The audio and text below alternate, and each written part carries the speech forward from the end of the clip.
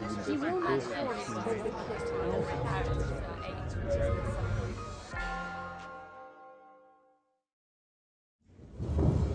Good afternoon, ladies and gentlemen. My name is Sarah Foote. I'm the Regius Professor of Ecclesiastical History and the Chairman of the Faculty of Theology. And it's my great pleasure to introduce the third of our lectures this week by Lord Sachs. Those of you who've been here the previous two nights will know, as Dr. Zakubis said last night, that we're being taken on a very exciting intellectual journey.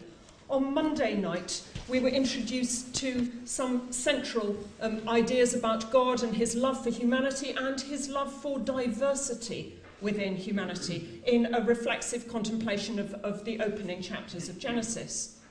Last night, in thinking about truth and its translatability, Lord Sachs talked about the difficulties of translating cultural concepts between different cultures, thinking especially about key religious themes of faith and truth and knowledge and their mutual untranslatability between the Greco-Roman and the Jewish worlds. Tonight, in the third of his lectures, he's going to talk to us about biblical narrative. But just before I let him start, let me remind you that tomorrow evening he will be participating in a symposium with two other speakers speaking on the topic Making Space, Does the Judaic Model Make Sense in Christianity and Islam?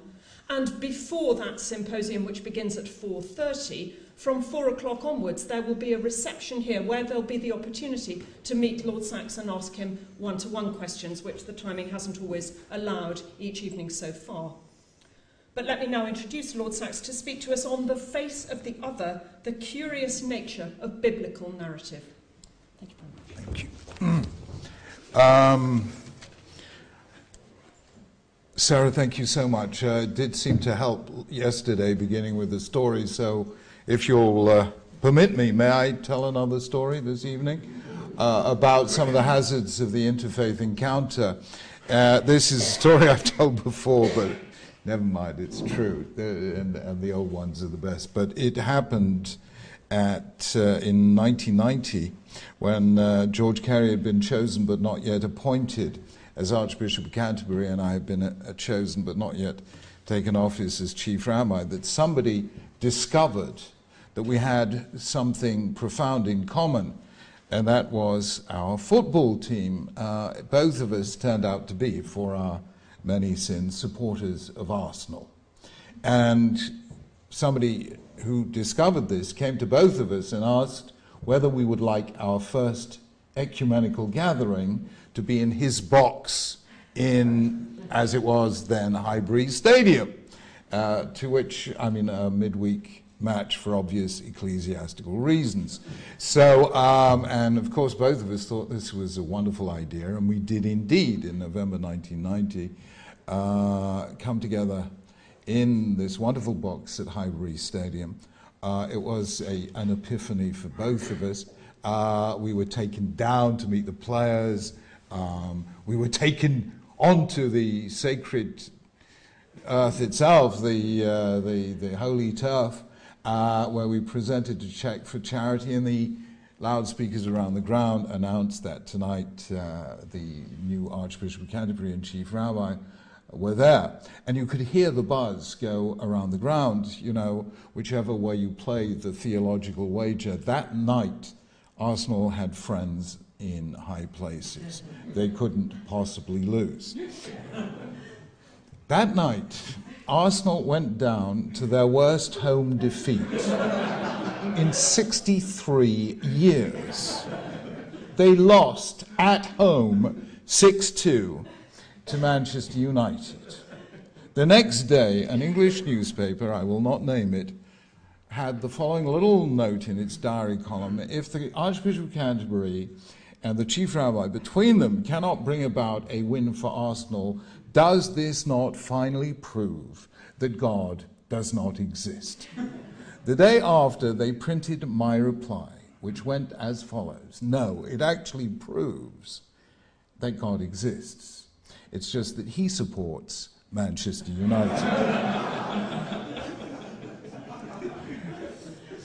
If you remember this story in an hour's time, you will see it is not entirely unrelated to the theme of tonight's lecture. So Sarah has done a much better job of summarizing the first two than I have, but just to say it again, in the first lecture I tried to show the logical structure of Genesis 1 to 12, that move from the universality of 1 to 9 to the particularity of Genesis 12 thereafter, and the bit between Genesis 10 and 11, the division of humanity into 70 languages, Genesis 10 and Genesis 11, the Tower of Babel, and I tried to show there as a result that the message of monotheism is that unity up there creates diversity down here, and that is God's wish for the universe and not, as it were, our punishment. In the second lecture, I tried to show not the logical structure, but the conceptual structure. I tried to show that what we are in the presence of when we look at Western civilization as a whole is two different systems of thought. Daniel Kahneman, the Nobel Prize-winning economist, has done something slightly similar. I don't know if you've read his recent book. I do recommend it. It's got nothing to do with theology, called Thinking Fast and Slow. And he shows how the mind has these system 1 and system 2, and they do different things. So the distinction I made is somewhat different, but I argued that we have two systems of thought. One which works very well for things, and one which works very well for people. And I said the Greeks were brilliant at the first, and the Jews and Christians at the second. And they are two different systems of thought.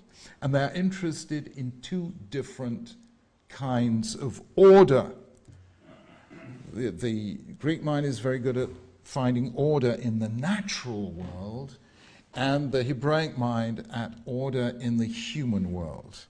And there is a difference, conceptual difference, between the two kinds of order. The order in the natural world is the order we observe. The order in the human world is the order we are called on to make. And that is why one calls for observation, but the other calls for engagement, and they are quite different. So we've done the logical structure. Second lecture we did the conceptual structure, and tonight I want to look at the narrative structure. Biblical narrative is far more complex and subtle than we think. It is far more complex and subtle than biblical scholars think. And I'm not going to waste any time on that, but the fact is that it really is very subtle. And beneath every narrative, especially in Genesis, but also in Exodus, beneath every narrative, buried not far below the surface, but still not visible from the surface, is another narrative, usually radically different from the one on the surface. It is almost a counter-narrative. Every narrative has another narrative buried beneath it, usually going in the opposite direction.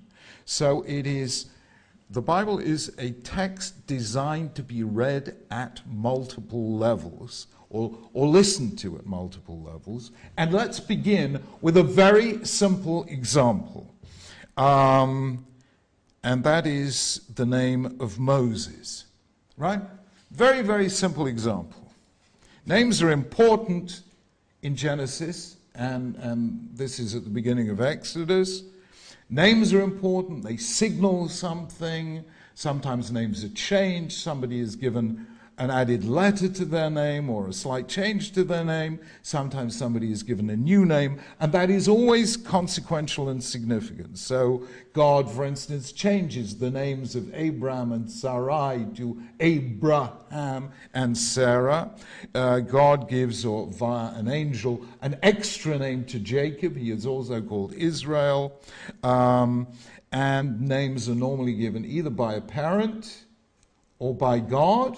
The only example I can think of, other than the case of Moses, where a human being who is not a parent actually alters somebody's name, and that is the case of Moses, who just before he sends the spies, sends his deputy, changes the name of his deputy, gives him an extra letter, and turns it from Hosea to Yehoshua, so Hosea becomes Joshua in whichever chapter of Numbers the spies are in. I've forgotten at the moment.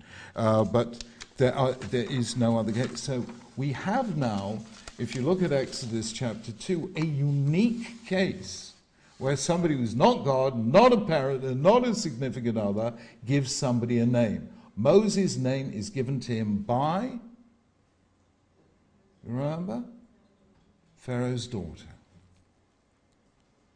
And the Bible says, I'm sorry, I've got it on my iPad somewhere, but the Bible says, if I'm not mistaken, in Exodus chapter 2, verse 10, and she called him Moshe because min hamayim meshitihu, I have drawn him from the water. She rescued him from the basket that was floating down the Nile. And that is the only name Moses is known by. Right? That is the story. And most of us read that story and carry on. Right? It's called Moses because I drew him. Meshitihu is like Moshe. And so on. And we record the fact and we move on. However, if we were actually paying attention, we would notice that at this point the Bible is saying something deliberately wrong. There's a mistake there. Do you notice the mistake? Can anyone notice? Yeah? Well, it's an Egyptian speaking, so it should be an Egyptian. Exactly so. An Egyptian is giving Moses a name, so she should give Moses an Egyptian name. And indeed it is an Egyptian name. So the Bible, by giving it a Hebrew etymology, is clearly telling us something which, if we're awake, we will recognize is actually a mistake. I mean, are you with me? And this is incidentally not the only time the Bible does this. The Bible says that Noah was called Noah because Ze Yenachamenu. This one will comfort us.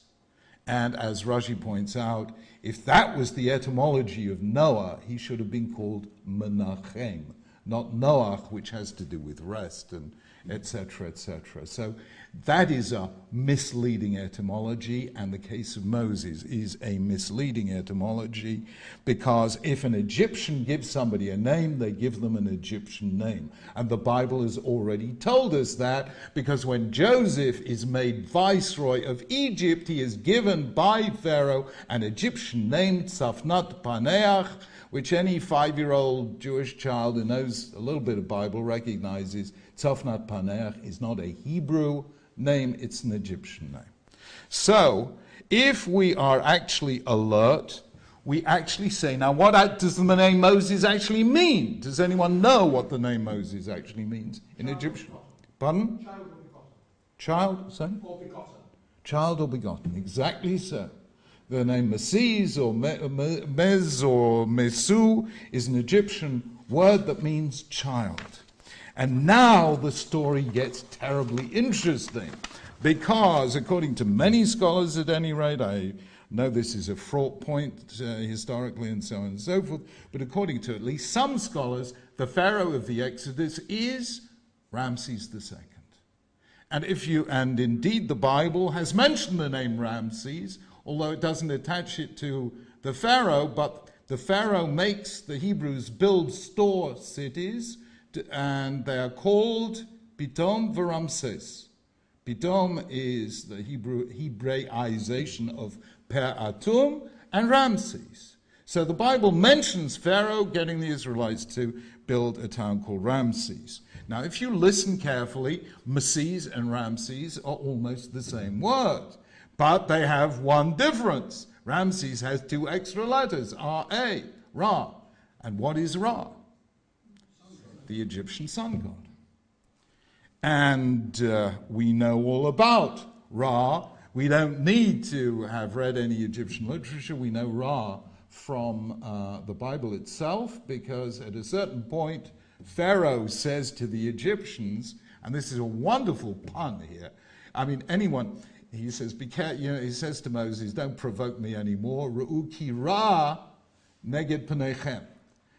See, and the translation of that is, you are bent on evil, because the Hebrew for evil is ra. But the Midrash and Rashi also point out that there's a double entendre here, because Ra is the name of the Egyptian sun god. So Pharaoh is warning the Egyptians, don't try and leave, because the sun god is against you. Are you with me? That's number one. So Ra has already been alluded to in the narrative itself. Secondly, only on understanding that the sun god has a unique place in the pantheon of Egyptian gods allows us to make sense of the 9th plague. If you go through the plagues, they begin, water turns to blood, then you get frogs, then you get lice, and they get more and more serious until plague 9, which is darkness.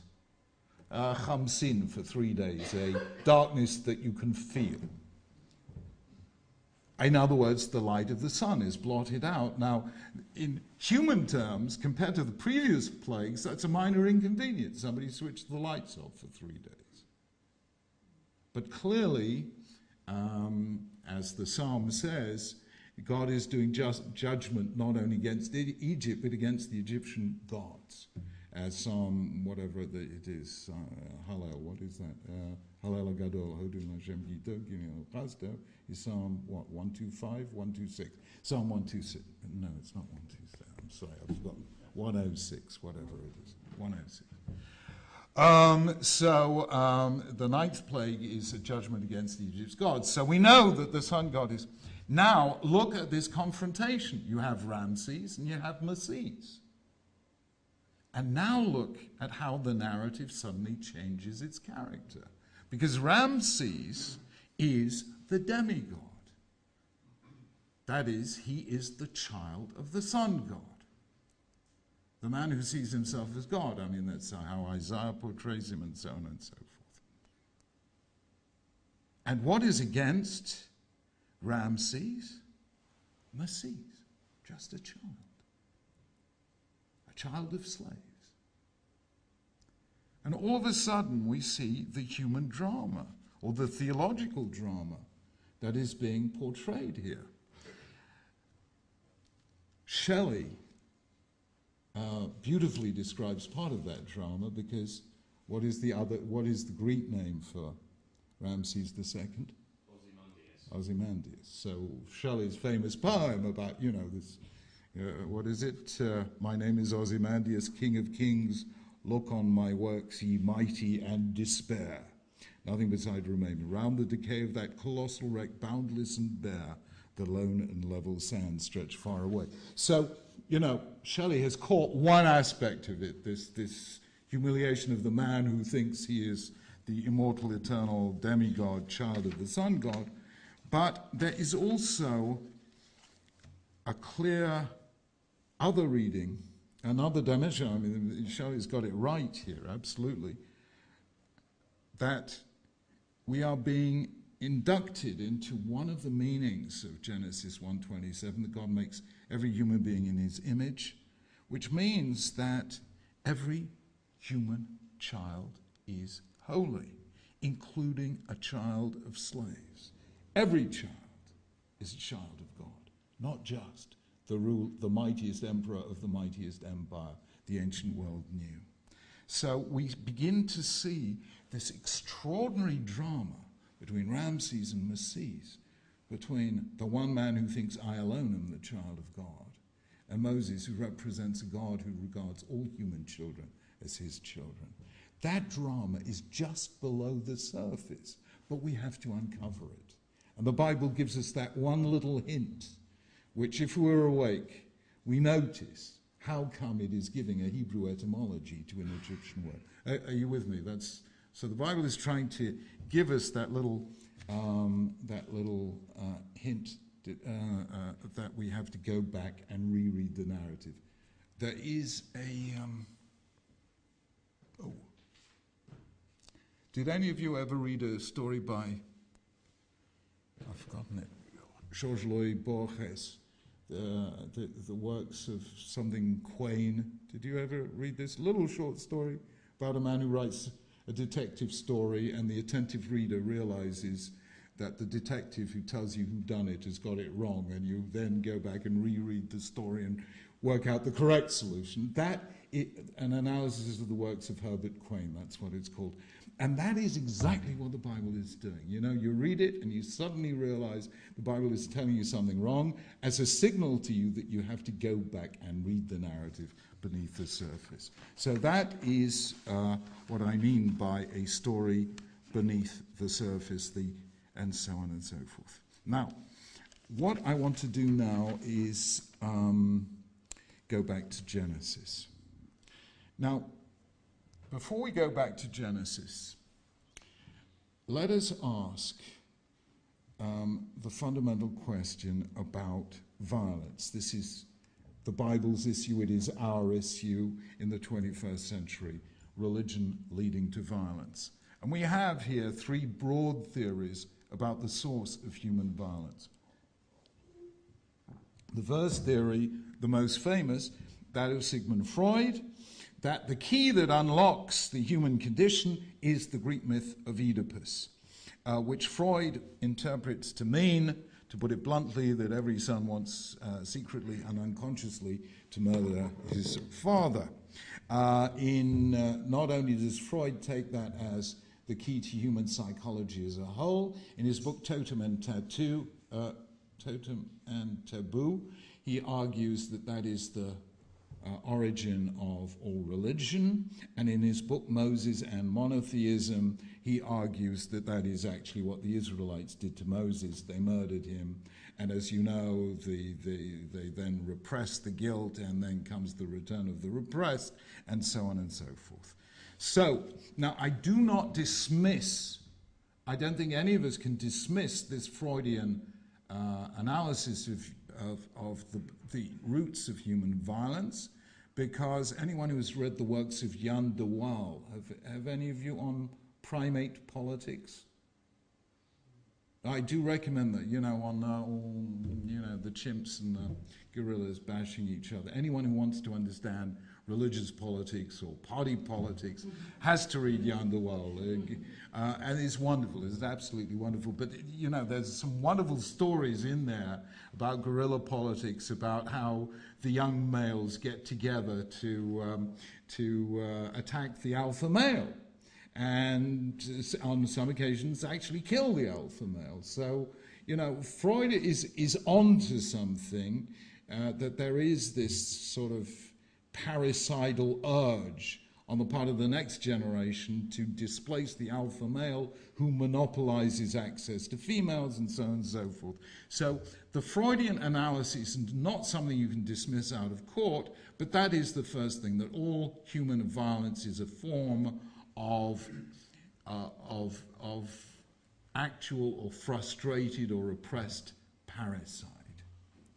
However, number two, if you actually look at the Hebrew Bible and you look at the anthropological and archaeological evidence, you will see that what is more likely is exactly the other way round, because the real driver of human violence in the past was not parricide, but infanticide.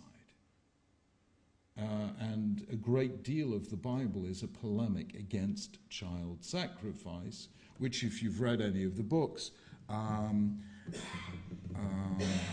child sacrifice, you will find was actually very widespread in the ancient world. There's a Jewish book on this by John D. Levinson of the Harvard Harvard School of Divinity, called Death and Resurrection of the Beloved Son. The late Chaim Maccabee wrote a book about it. There's a lot of stuff about it. So, in actual fact, more likely as an explanation of violence is not parricide but infanticide, the desire of fathers to kill their sons. And of course the story of Oedipus begins with an attempted infanticide because Laius actually leaves Oedipus nailed to a rock and leaves him to die. However, if you read the Hebrew Bible and the book of Genesis in particular, you will see the Bible proposes a third alternative. The real driver of violence is not fathers and sons or sons and fathers, it is sibling rivalry, fratricide. That, according to the Bible, is the origin of violence in the human situation. And the in recent times, the writer who has done most to develop this idea is in fact René Girard, in his book Violence and the Sacred, his book The Scapegoat, and various other things hidden since the birth of the world in various other books. That is the basic theme of Genesis, sibling rivalry. It is told 4 times: Cain and Abel, Isaac and Ishmael, Jacob and Esau, Joseph and his brothers. That is the Bible's way of unpicking the urge to violence in the human situation. How am I going to read those narratives? I suggest we can read them at 3 levels.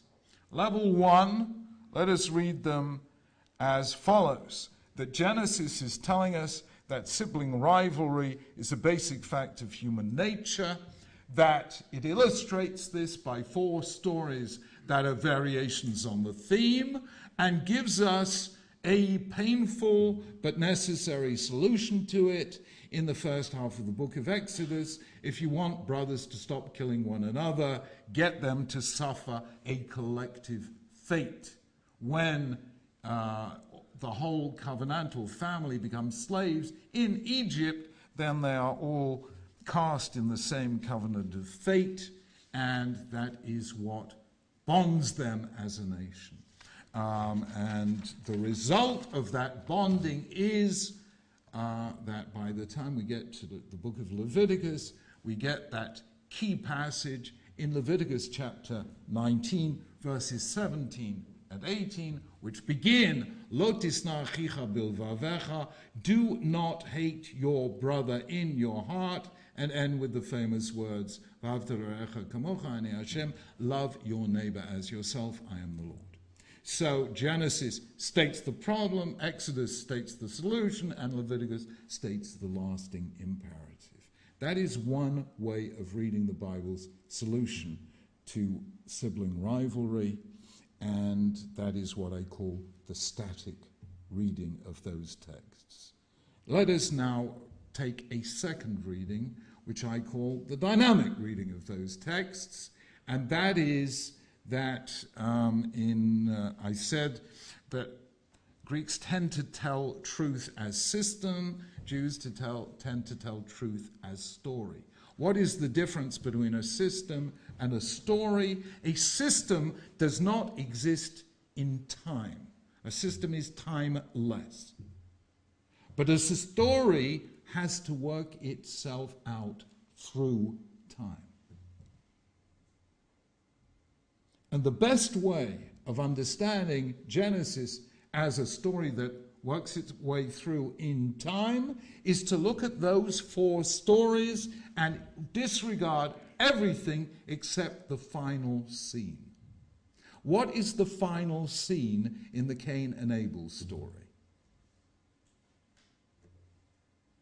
Abel is lying dead, and Cain has been sentenced to be a restless wanderer over the face of the earth. So, end of the final scene of Cain and Abel, Abel is dead. What is the final scene of Isaac and Ishmael? Ishmael was the son of a slave. Isaac was the real son. I wouldn't possibly think of commenting on that, but the final scene is Isaac and Ishmael stand together at Abraham's grave. What is the final scene in which we see Jacob and Esau? the brothers meet, embrace, kiss, and go their separate ways. What is the final scene in Joseph and his brothers? Reconciliation, forgiveness. You planned evil against me, but God turned it into good, and so on. So we have actual fratricide, two brothers standing together at their father's grave, meeting and embracing and going their separate ways, reconciliation. There's a clear progression there, which is the lead to the denouement, which is Moses, Aaron, Miriam leading together, brothers and a sister, able to operate together in mutual respect, with only a little hint of sibling rivalry in Numbers chapter 12, which we won't talk about. But that's a small episode. Okay? But, so there is a dynamic story that tells us that sibling rivalry is not a permanent part of the human fate. It is something we can gradually transcend. That I call the dynamic reading. And now let us try the depth reading, which is what I'm really interested in. And that is this.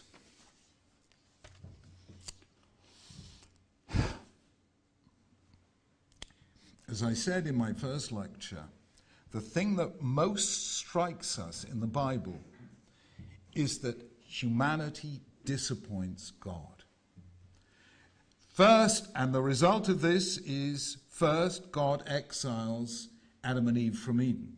Then he exiles Cain from anywhere very much, a restless wanderer. And finally, in the flood, he kind of exiles humanity from the face of the earth. And at each point, there's some sense of tragedy. Well, I said Judaism doesn't recognize tragedy. There's a sense of sadness. At any rate, Cain says, Gadol avonim minso, my guilt is more than I can bear.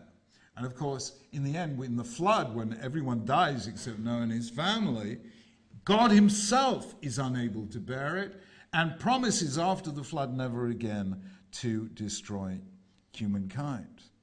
And as I say, God then does something very special. He makes a covenant. He makes a covenant. But what is extraordinary and what is fundamental to everything I've been saying is that in Genesis, God does not make one covenant. He makes two covenants. He makes a universal covenant with Noah in Genesis 9 and with Abraham in Genesis 15, and again more specifically in 17, he makes a covenant with Abraham. A covenant which is not universal, it is particular. It is restricted to Abraham and his descendants. I pointed out to you that the Bible marks by using the word covenant 7 times in Genesis 9 that this is, this is the significant theme, just as goodness was significant theme of Genesis 1. In Genesis 9, the word covenant appears 7 times. In Genesis 17, anyone guess how many times the covenant appears? If you count them up, it appears 13 times in Genesis 17, another significant number in Judaism. That's 13 is a particular sign of special emphasis. So in Genesis 17, the word covenant appears 13 times. Now, let me ask you a question. Why would God create 2 covenants? This is fundamental. You cannot understand Jewish theology without feeling the force of this question. Why would God make 2 covenants, one universal, one particular? One thing is clear. I argued yesterday that Judaism doesn't recognize in its particular field what was fundamental to the Greek way of thinking, which is the law of contradiction, either P or not P. Either Shakespeare did write Shakespeare or he didn't, but it can't be both. Whereas the world in which Judaism operates, there's no law of contradiction. I can have a covenant with X and with Y and with Z, and that doesn't contradict one another. I can have one particular covenant as a child of my parents, another as husband of my wife, yet another as parents of my children. And those are three different relationships, but they all hold, and neither excludes the other. And so the Bible itself makes this explicit, because the Bible itself says there are two covenants. One defines God's relationship to humanity as a whole, and the second one defines God's relationship to the Abrahamic family. So why? The simplest answer is that the Bible is telling us that universals are important and particulars are important. We need both. Does that make sense? We need both the universals and the particulars. Let me recommend to you a book coming out on March the 29th by the University of Virginia psychologist Jonathan Haidt. Anyone know how to pronounce that? The one who wrote The Happiness Hypothesis. It's an interesting book. It's called The Righteous Mind. It's one of these evolutionary psychology things. But he has an interesting thesis that liberals in the West make the mistake of thinking that the whole of morality can be reduced to two principles. Number one, avoidance of harm. John Stuart Mill, the only thing that we are justified in forbidding is harm to others. And number two, the principle of fairness. And he argues that the conservative mind, capital lowercase c, and he is an American, not a Brit, so he recognizes that actually there are 5 bases of morality. Number 1, avoidance of harm. Number 2, fairness. Number 3, loyalty. Without loyalty, there can't be any groups. Number 4, respect for authority, because without respect for authority, there can't be any institutions. And number 5, sanctity. Unless we hold certain things sacred, then, etc. Are you with me? Unless we hold certain things sacred, then we cannot protect certain elements of the moral life. Now, if you think about it, fairness and avoidance of harm are moral universals. So anyone who holds there's one morality for everyone will restrict morality to those two principles. Anyone who recognizes moral particularity, as the late Stuart Hampshire did in his book Morality and Conflict, and Michael Walzer did in Spheres of Justice, and all the other moral philosophers who wrote about this stuff, include a wider thing, because the way different cultures work out respect for authority, loyalty, and the sacred, those are all particular. In other words, there is, in Clifford Geertz's language, a thin morality and a thick morality. And the thin morality applies to everyone on the face of the earth, but the thick morality applies to moral particularity, which means the Japanese see morality one way and Chinese another way and us in the West another way, and etc., etc. So there is moral universality and there is moral particularity, and therefore human life is a fugue between our commonalities and our differences, or as I once put it in the interfaith context, if we were completely different, we couldn't communicate. And if we were completely the same, we'd have nothing to say. Okay? So that's one way of seeing Noah and Abraham. Noah is the importance that binds us as human beings in the human situation, and Abraham stands for what makes each culture and each language different, distinct, and therefore its own unique contribution to the human enterprise. However, let me suggest one other way of doing it. There are lots of other ways of doing it, but let me suggest the following distinction, which might help us here. And I owe this to an American scholar called, an American jurisprudence scholar called Lon Fuller, in a book he wrote called The Morality of Law, in which he distinguishes two kinds of morality: the morality of duty and the morality of aspiration. That makes sense? The morality of duty is what we've all got to do. the minimum standards, the kind of thing you enact as law. The morality of aspiration, those are ideals at which we aim, role models of life at its highest. If we use that distinction, then we can say the covenant of Noah is the morality of duty. It's the basic, according to the rabbis, the covenant of Noah involves 7 commandments. Read Genesis and you'll see it includes things like don't be cruel to animals, but above all, it says, don't murder. He who sheds the blood of man by man shall his blood be shed, for in the image of God he created man. Covenant of Noah is the morality of duty. The covenant with Abraham is the morality of aspiration. God doesn't necessarily ask of every human being, be holy like Abraham. But Abraham is a role model of life at its best. That's what the Bible seems, one way of seeing the difference. Now, this coexistence of two moralities tells us that everyone is bound by the morality of duty, but not everyone is cut out for the morality of aspiration. And that raises the problem of all problems vis-a-vis Judaism, Christianity, and Islam. Let us use the phrase. Let us use this awful and fraught phrase, chosen people.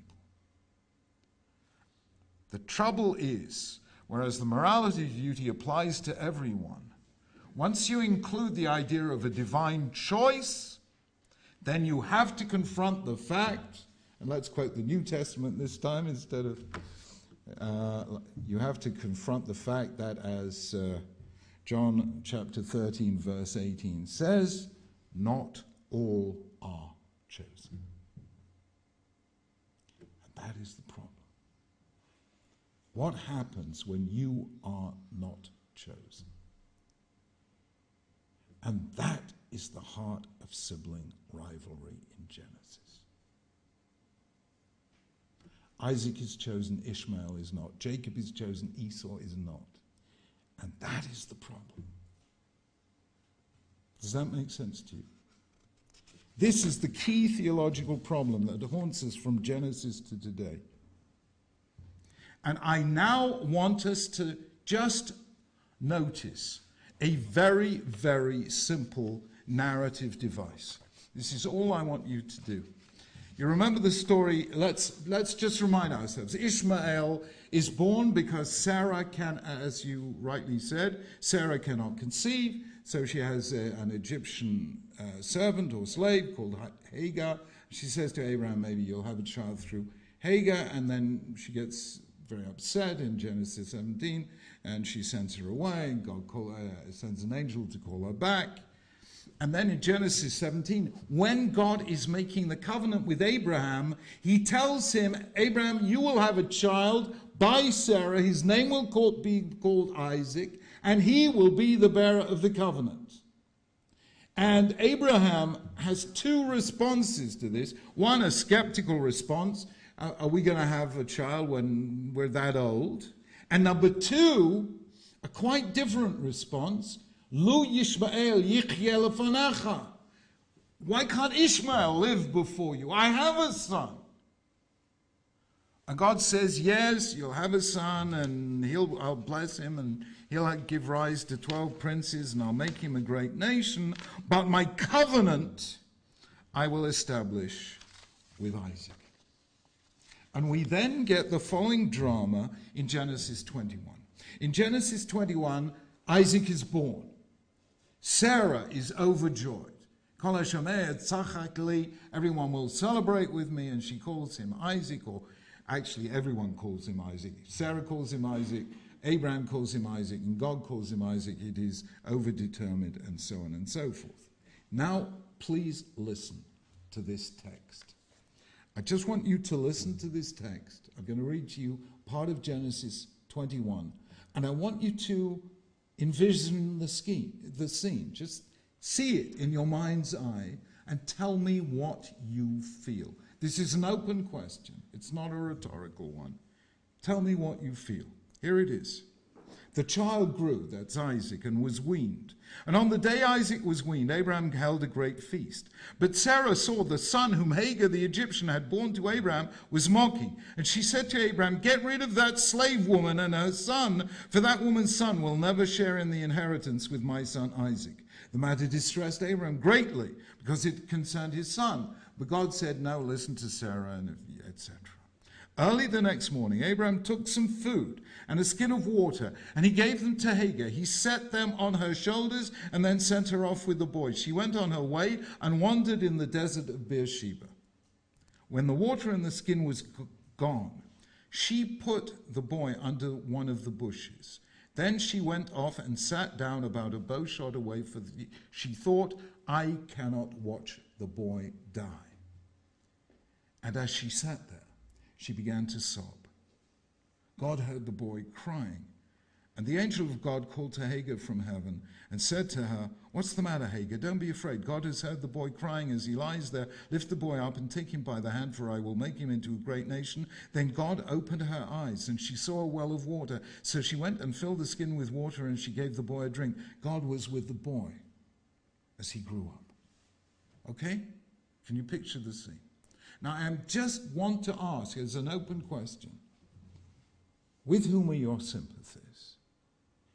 With Sarah and Isaac, or with Hagar and Ishmael? Pardon?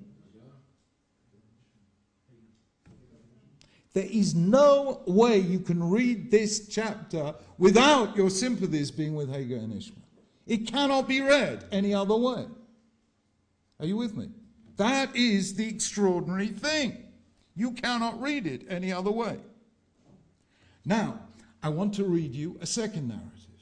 Remember the story, Jacob and Esau. This is much too complicated to go into detail, but as you know, Isaac, the Bible says Isaac loved Esau, Rebekah loved Jacob, they were born twins, etc., etc. And you remember, Isaac is getting old and he's blind, and he says to Esau, go and get me some venison such as I love, and I'll eat, and I'll bless you because I want to bless you before I die.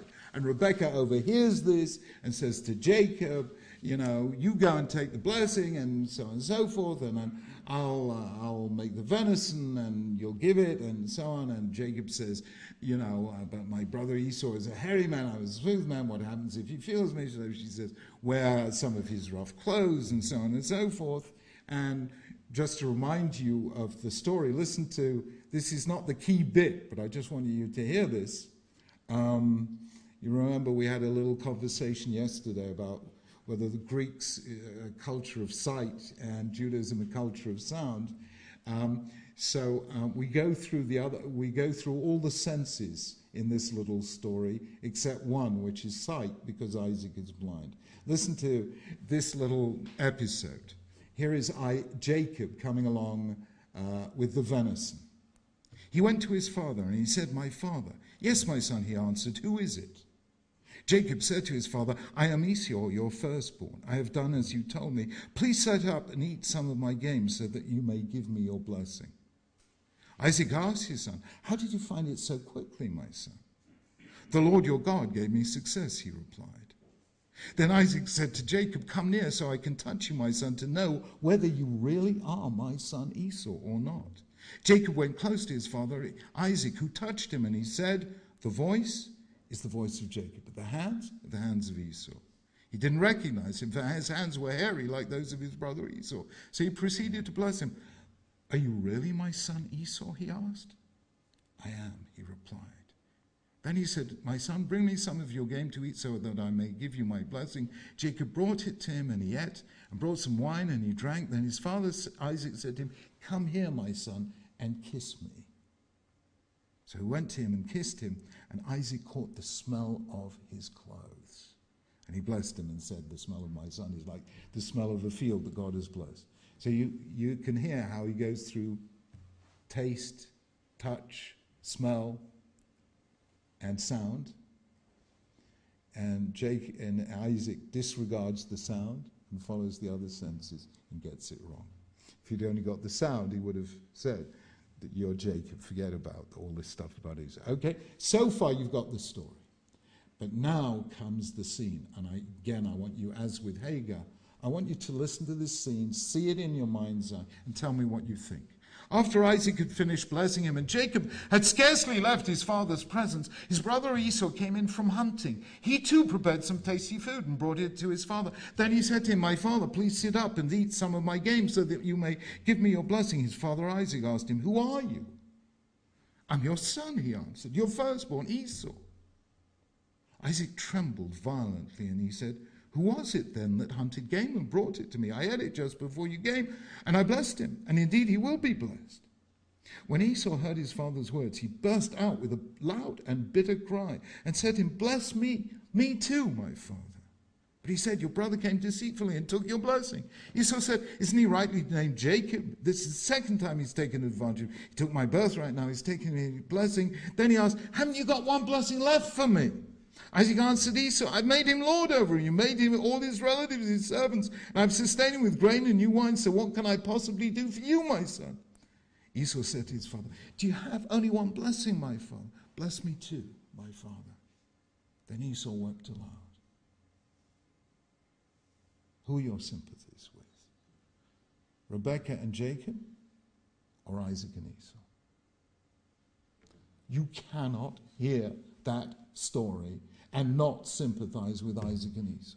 There is no way. It is written so that you cannot read it any other way.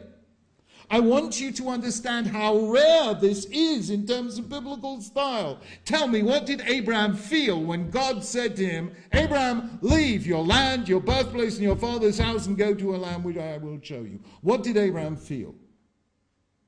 We have no idea. The Bible doesn't mention any emotion whatsoever. What did Abraham feel? What did Isaac feel when God said to Abraham, "Take your son, your only son, the son you will love, and offer him up to me as a burnt offering"? We don't know.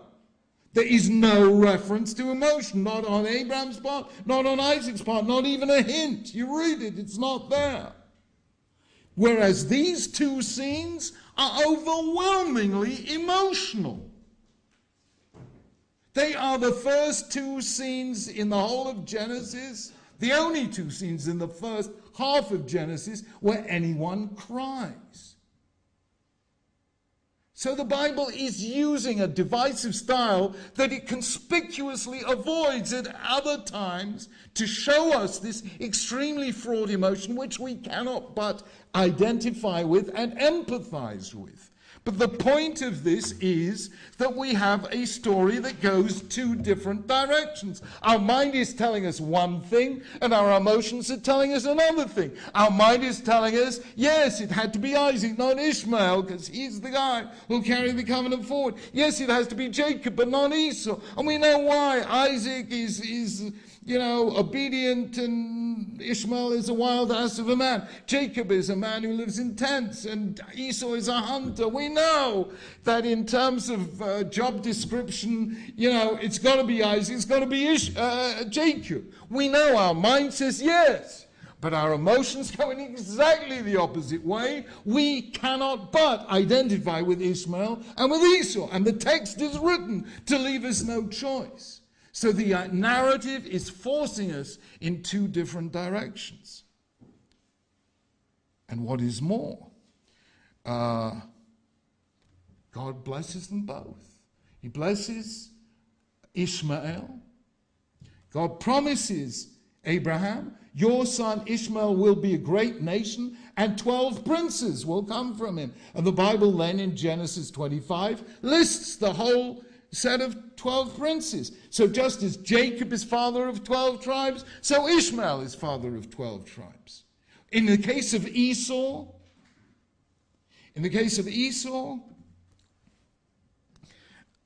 it's a long story, but in the case of Esau too is given his own land, his own space, the land of Seir.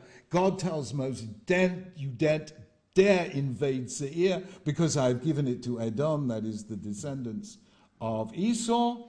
And there is something extremely consequential in Genesis 36. Just before the story of Joseph begins, we have a genealogy of the children of Esau, and these were the children of Esau who reigned before there was any king in Israel.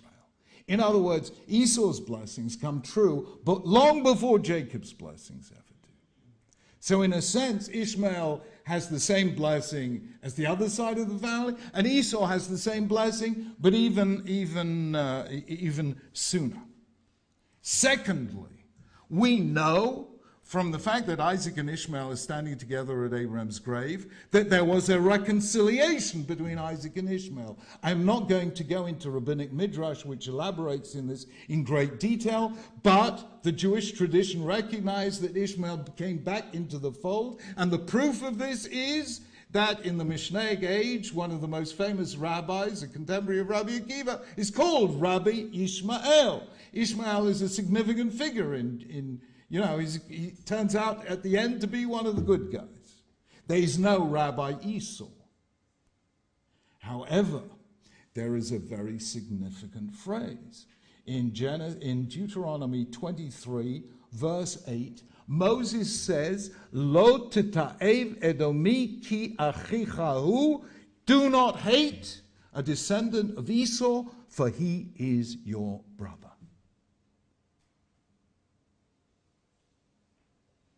However, and again, I just don't have time to explicate this to you. But when it comes to Esau, things are much more complicated and profound. And of course, it all has to do with the wrestling match of Jacob and the angel just before they meet again after 22 years of separation. And you remember that Jacob wrestles and you remember the story.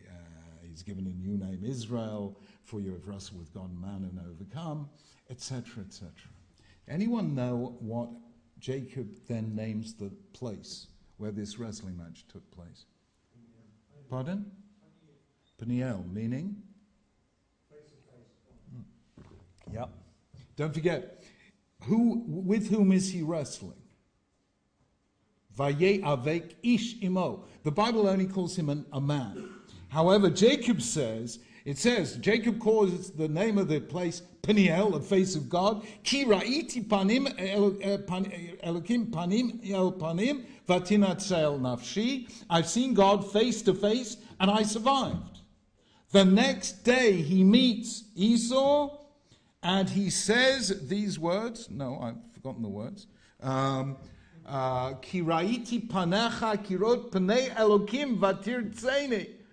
I have seen your face and it is like the face of God. Are you with me? That is an extraordinary phrase. Nobody really does justice to the phrase. He says to his brother Esau, I have seen your face and it is like the face of God. In other words, and I have to cut through a lot of stuff here, Jacob learns to see the face of God in the face of the other. He has to wrestle to let go of his desire, his mimetic desire to be Esau, and he has to recognize that actually I'm just Jacob and I no longer need to desire that man's gift and this man's scope. Let Esau be Esau, let Jacob be Jacob, and I have seen you, Esau, like the face of God, because I now see you are the face of the other.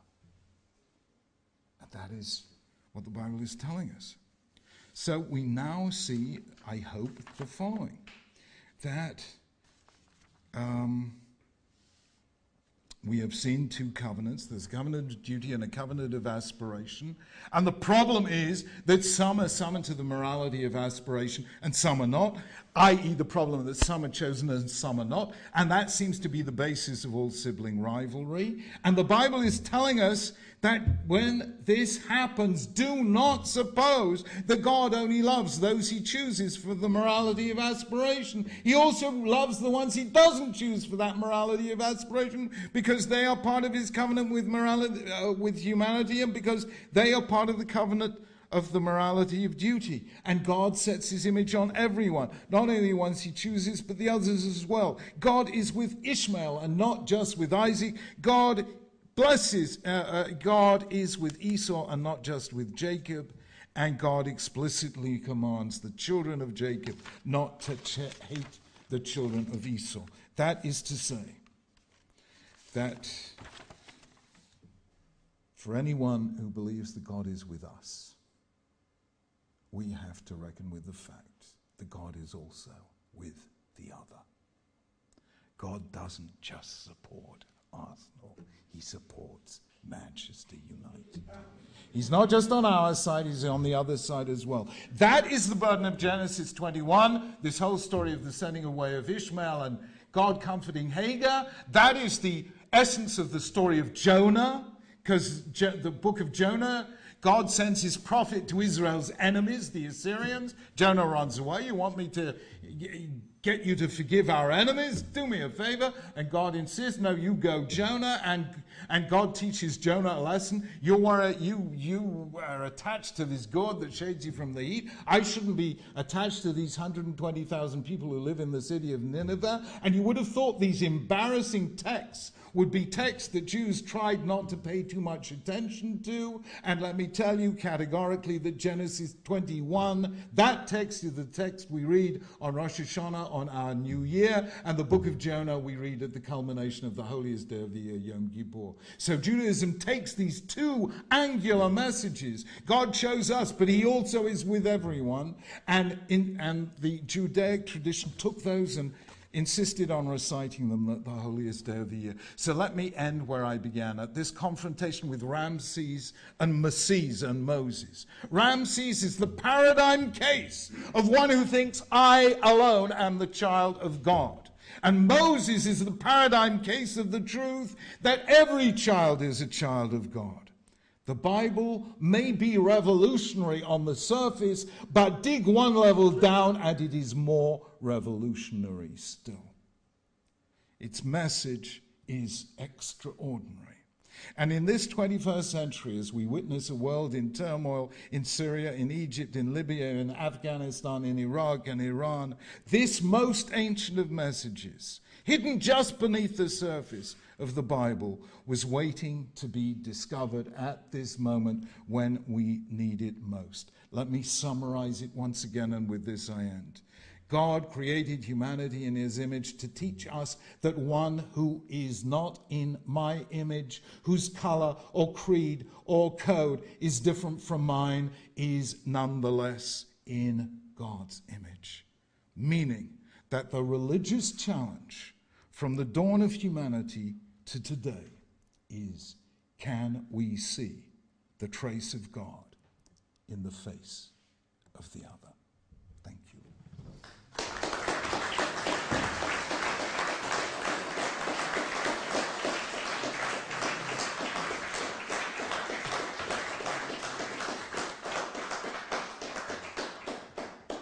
Thank you so much for a superb exposition of how biblical narrative works, woven with very talented narrative style of your own. Dare I offer an alternative reading of your football story? Is it possible that that was a lesson just for those two senior religious men who were there, that it doesn't matter how hard you pray, because God doesn't actually like football? That is conceivable. Hadn't thought about that, but it may well We be. have 10 minutes for questions. Please. How would you, in line with what you just said, how would you interpret the Holocaust and the darkest days of The issue of the Holocaust is so serious that I dare not answer it, as it were, standing on one foot. I mean, you know, I've written books about this, and you'll find a chapter in my book, To Heal a Fractured World, on it. You'll find other books I've written about it. I mean, the Holocaust is just too serious to give a flip answer. However, I will tell you what I said on one occasion, and I actually said it in the first lecture as well. God actually senses that Cain is about to kill Abel. And God actually says to Cain, if you do well, it will be accepted, but if you do not, sin is waiting at the door. It desires to have you, but you can prevail over it. And Cain doesn't listen. And Cain goes ahead and kills Abel. And God then challenges him, where is Abel? And Cain says, am I my brother's keeper? And God then says, Kol demei achicha tzoakim li min ha'adama. Your brother's blood is crying to me from the ground. I've heard those words in 1995 when I first visited Auschwitz-Birkenau, and I stood there in the middle of this horrendous place. And I felt, the cry of your brother's blood crying to me from the ground. And these are the words I said 2 days ago, and they are the words that came to me then. If God speaks and man does not listen, even God is, as it were, powerless. Now, I don't expect that to be an easy answer. But let me be blunt with you. If I could find a divine justification for the Holocaust, that somehow God meant it for the best, then I would accept a world in which there was a Holocaust. And I do not believe God wants to accept, us to accept, a world in which there is a Holocaust. You remember the book of Job. Job's comforters basically tell Job, listen, God is just, so you must have deserved what was coming to you. Are you with me? They issue the standard theodicy. And Job refuses to accept it. And in the last chapter of Job, we have this extraordinary denouement which kicks away the ground from under our feet. Job's comforters who defended God, God says they were wrong and they have to go and beg forgiveness from Job. A Job who refused to accept any justification of God's ways, God says, you were right, Job. So, believe me, the problem of evil is a profound and challenging problem where I believe faith is in the question, not in the answer. And I know this is a very, very, very difficult idea, but it is there in the middle of the book that I wrote called To Heal a Fractured World. And it is too big a question. I mean, it is the question of questions. And it can't let go of us. And don't forget, in Judaism, that question is asked not by those of little faith, but by those of the greatest faith of all. Abraham says, shall the judge of all the earth not do justice? Moses says, why have you done evil to your people? Jeremiah chapter 12 says, God, I know you always win the argument, but nonetheless I insist on asking you again, why do the wicked prosper? Habakkuk says it. The entire book of Job is devoted to it. So in Judaism, faith is in the question, not in the answer. And I wrestled with, how does that make sense? And, it's there in that book. Or if you prefer, I wrote a little book. They're both available in paperback. I wrote a little book called Radical Then, Radical Now. And it is in chapter 5 entitled A Palace in Flames. So I've written it the best I can. And I just, I can't summarize it in one easy answer. Yeah? But it is the question of questions. Yeah, sorry, at the back, yeah. In these biblical stories, as you explain the narrative, these stories of reconciliation seem to come about through, for example, Jacob's wrestling, an internal change of heart and mind, some reparative act, for example, that the brothers of Joseph demonstrate that they will care for their brother and all these things. So that gives us some kind of model of reconciliation. But what does one do with the sibling rivalry, whether we're talking about nations, cultures, religions, or whatever, Yeah. where there is no reparative, reconciliatory move from one side. Yeah. How does the Bible address that? Well, it doesn't actually. In the Judaic ethic, atonement requires repentance, what in Christianity is termed metanoia, what we call tshuva. And that is essential, as you very rightly said, to the story of Joseph. Essentially, what Joseph does, and again, I don't know any Bible commentator who's said this, but it's actually there. What Joseph does is, when he hides his identity from his brothers, he sets out virtually a controlled experiment to replicate the original situation in 37 where they sold him as a slave. He sets it up by planting his silver cup in Benjamin's sack, calling back the brothers and Judah, who had originally been the one who proposed selling Joseph into slavery, says, "You're right, we're all guilty, what can we say? We're all your slaves." And Joseph, still unidentified as Joseph by the brothers, says, no, you can go free.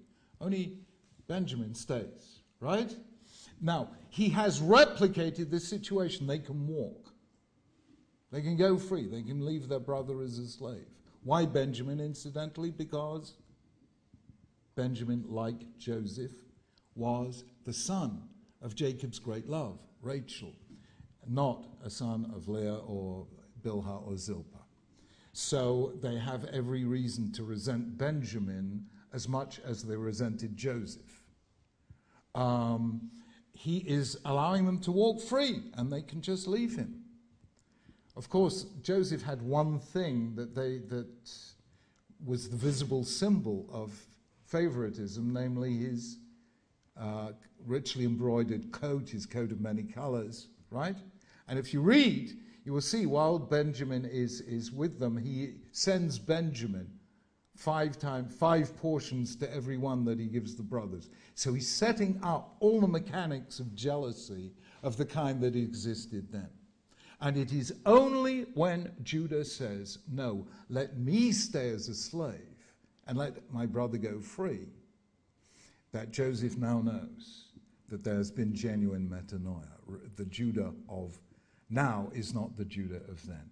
And that is, in fact, in Jewish law, the definition of what Maimonides calls tshuva gemura, complete repentance. You find yourself in exactly the situation you were when you committed the sin, but this time you don't sin because you have changed. Incidentally, that is the only effective proof I know of human free will. Are you with me? If determinism is true, then if you replicate the starting conditions, the result must be the same. So if the result isn't the same, this proves that we can change. So repentance is actually the only compelling proof I know of human free will. So in other words, forgiveness, atonement requires repentance. In Jewish law, can you forgive somebody who has not atoned? Yes. Maimonides explicitly says, if you wish to forgive someone who has harmed you and forgive them unconditionally, even without their apologizing, because you regard them as either too simple-minded to realize that they've done wrong or too wicked to actually change, then you may do so. Maimonides says that quite explicitly. But you now understand something very profound, that if I forgive somebody who has not changed, then I am morally dismissing them. That is not a loving response. It is a response that says they're incurable, that's their problem, that's not my problem. So forgive me that I cannot regard unconditional forgiveness without atonement as a moral high standard. I regard that as a contemptuous gesture. How, therefore, are we going to bring about the reconciliation of humanity in a world in which there is sibling rivalry? Let me be very blunt with you. The answer is simple. Sibling rivalry is based on a false premise. It is based on the logic of scarcity. Are you with me? There are certain things which are zero-sum games. So if you have more, I have less. If I have more, you have less. So there can be sibling rivalry over wealth. There can be sibling rivalry over power. Because if I have more power, you have less. If you have more power, I have less. So when it comes to wealth and power, the two fundamental material goods, there will always be sibling rivalry because there is scarcity, and at certain times certain things are zero-sum games. Sibling rivalry has no place in the religious life because it is based on a fallacy, that God's love is like wealth or power. It's a zero-sum game. If God loves me, that proves he doesn't love you. If he loves me more, that proves he loves you less. The logic of God's love is plenitude, not scarcity. So sibling rivalry is always based on a false conception of God in the religious domain. And that is why the Bible gives us an answer. That there are many things in this world that are scarce, but there's one thing that isn't scarce, and that is God's love. And the fact that he loves my team and Manchester United just shows that he has an awful lot of love. Thank you very much indeed.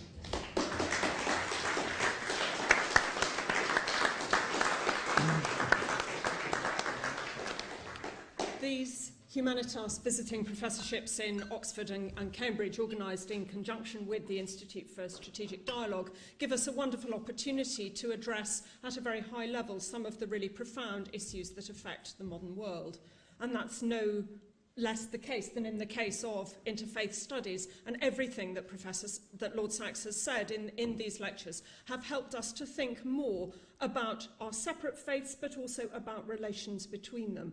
We've learnt a great deal about Judaism and about Jewish theology, but I think those of us who represent other Abrahamic traditions will also feel that we've learnt a very great deal about ourselves and our own understanding. And of course, throughout all these lectures, we've learnt a great deal about God and God's love for humanity, but I hope we've also learnt that we can all see the face of God in one another.